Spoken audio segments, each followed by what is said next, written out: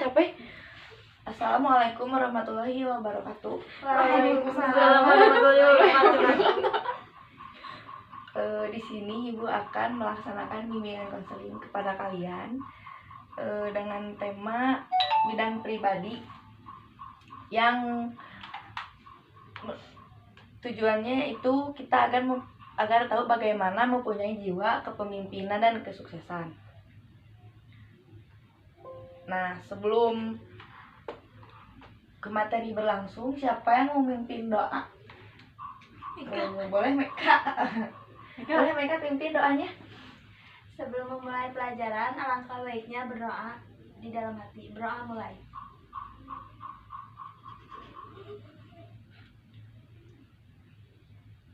Berdoa selesai. Nah, selanjutnya pengertian kepemimpinan. Ada yang tahu pengertian kepemimpinan itu apa? Enggak. Nggak ada yang tahu. Aduh, ini gimana kalian teh? Pemimpin. Siapa yang mau baca? Ayo, siapa yang mau baca? Aku Sok baca. Kelihatan nggak kalau Bayu.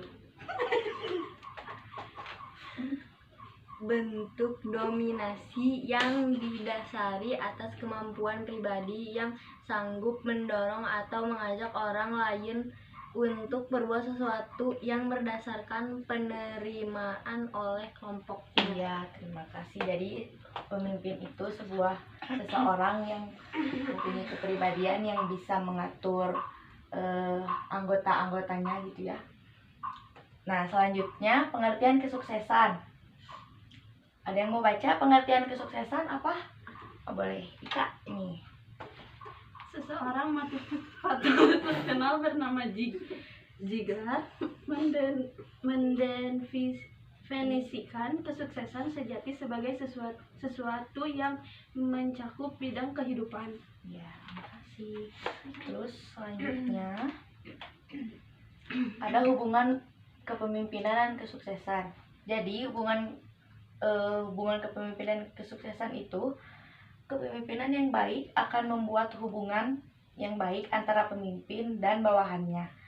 Dengan adanya hubungan yang baik antara pemimpin, jadi bakalan sukses menjadi acaranya itu. Kayak kita kan ada satu kelompok, terus pas ada satu pemimpin dan anggotanya. Nah, kalau hubungan pemimpinnya baik dengan bawahannya ya anggotanya, pasti mereka itu bakal mencapai kesuksesan dalam melaksanakan suatu organisasi tersebut.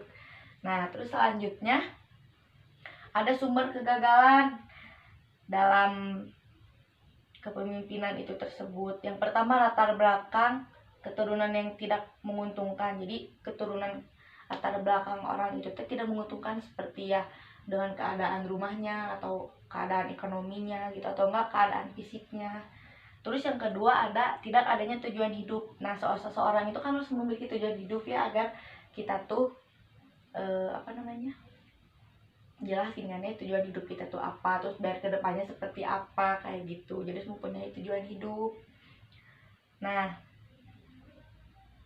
yang ketiga ada kurangnya pendidikan. Nah, karena kurangnya pendidikan, kayak dia tuh gak lulus sekolah dari SMP, kalau nggak lulus sekolah SMA, jadi kurangnya dalam pendidikan itu seperti itu contohnya. Terus kurangnya disiplin. Nah, dia tuh orangnya tidak disiplin, kayak disiplin dengan mengerjakan tugas, misalkannya selalu telat atau suka bolos sekolah juga kan gak disiplin. Terus memiliki kepribadian yang negatif. Kepribadian negatif itu yang seperti tadi, yang bolos sekolah ya, terus mereka juga mau ngerjain tugas kayak gitu. Jadi mempunyai kepribadian yang negatif. Nah, selanjutnya sebelum lanjut ke materi, Ibu mau ngadain dulu ice breaking biar kalian enggak itu ya terlalu serius sama belajarnya. Siap ngadain ice breaking. Jadi kalau ice breaking tuh kayak di pertengahan pelajaran, jadi kita tuh ngadain games gitulah supaya gak boring gitu belajarnya. boring. Ikutin ya, kalau Ibu bilang ular, kalian ntar gerakin sambil ngomong ya. Kalau ular panjang. Kalau cacing pendek. Nah, kalau gajah besar. Kalau semut kecil. Nah, ikutin ya. Oke. Ya. Kalau cacing, Kecil. gajah, Besar. ular, Panjang. semut, Kecil. semut, Kecil. gajah, Besar. cacing, Kecil. Cacing. Pendek. Pendek. yang kecil apa? Semut. Iya, pintar. Yeay. Nah ya, selanjutnya di sini ada sebab-sebab. Ini udah belum? Oh belum. Tadi kan sumber-sumbernya. Nah ini ada sebab-sebabnya sebab-sebab kegagalan menjadi seorang pemimpin.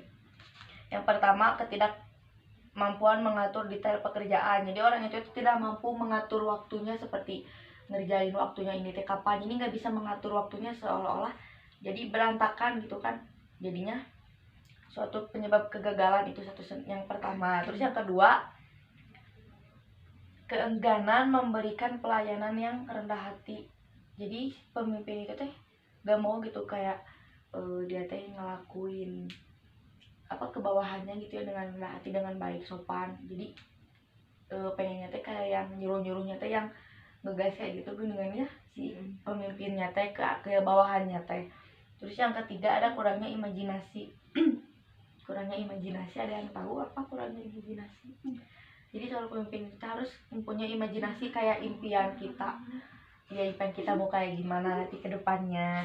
Terus seorang pemimpin juga yang terakhir ada sebabnya egois. Nah dia teh egois, jadi nggak pernah mentingin bawahannya kayak gimana. Jadi selalu mikirin diri sendiri gitu, nggak pernah mentingin yang lainnya. Makanya itu sebab sebuah kegagalan menjadi pemimpin. Nah yang selanjutnya ada unsur-unsur kepemimpinan.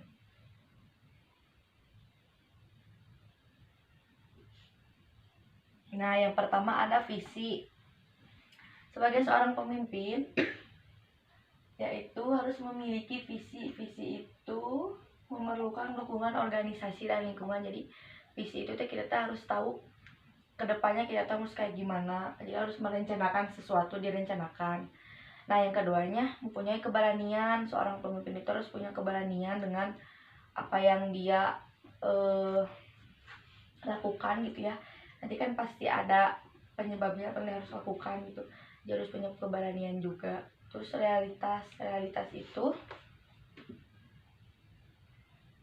dalam realitas itu jadi pemimpin teh harus tahu kalau itu teh yang benar, masalah yang benar misalkan atau yang enggak. Jadi gak boleh apa ya namanya teh ngikutin kata orang lain gitu. Jadi harus punya pendirian sendiri. Nah yang terakhir ada etika. Etika itu sangat penting bagi seorang pemimpin. Jadi kita harus punya etika yang baik, yang sopan, yang santun, walaupun ke yang bawahannya ataupun ke yang atasannya. Nah dan selanjutnya udah cukup sekian mungkin ya materi yang hari ini. Siapa yang mau menyimpulkan materi yang tadi ibu? Oh silakan Meka. Jadi kesimpulannya adalah kepemimpinan merupakan salah satu faktor untuk meraih kesuksesan. Untuk menjadi seorang pemimpin, kita harus mencegah melakukan hal-hal yang menjadi penyebab kegagalan menjadi pemimpin.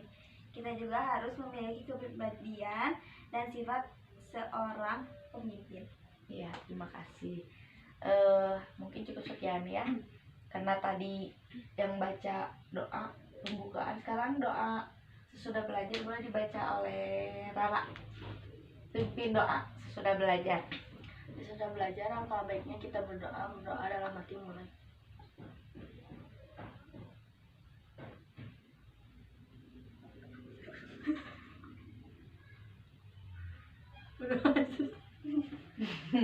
Ya, hiji euy beres. Kamu ngomong.